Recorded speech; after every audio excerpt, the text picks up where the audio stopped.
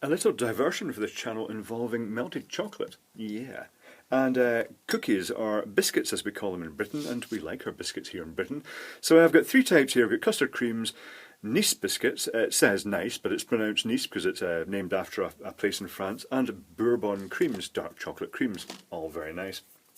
The reason I'm doing this is because someone local to here they posted a Twitter picture or something like that, and it went sort of viral. And basically speaking, they bought a biscuit from a company called Marks and Spencer, which is a really upmarket type shop here in Britain, and sort of old school posh shop.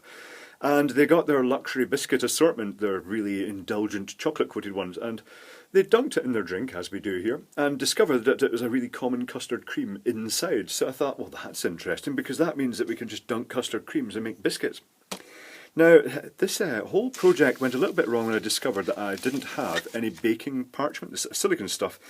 But it turns out that the polythene component bags make really good baking mats for this type of stuff because the chocolate comes off them easily. Probably not food grade, but I don't really care about such things. So here's what we're going to do. The chocolate now, when you melt chocolate, you can't just stick it over the gas, or you can melt it in the microwave, but it's really critical. It burns very easily. So the best way to melt it is to get a metal pan with water in it, and then sit a glass bowl in that and heat the water up so it's just simmering, and that will keep the chocolate isolated and it won't exceed 100 degrees centigrade, and it's fine. And you have to keep stirring it. If you stop stirring it for a while, it seems to go quite hard, and then when you stir it, it suddenly goes soft again. It's a non-Newtonian effect. That must be why they have those chocolate fountains that continually mix and blend the chocolate while catching all the dust out of the air, which isn't very pleasant. But anyway, so here we have melted chocolate, Galaxy chocolate. So I'm just going to actually drop a custard cream in, and as you can see, I've actually already used far too much of this chocolate to coat other biscuits. Coat the biscuit like this, then use the fork to just hoik it out, let it drip a moment, and then put it onto the mat, and then I'll get one of these Bourbon creams as well. Now, I also did this with blobs of peanut butter. I think the blobs of peanut butter are probably better refrigerated first, just to firm them up. But you can kind of make your own Reese's Pieces, but you can make them like really, really thick chocolate. So here's the next one coming out. This is where I drip chocolate all over the bench and it joins all the skid marks. Rightio. And to save time, I've already made some of these.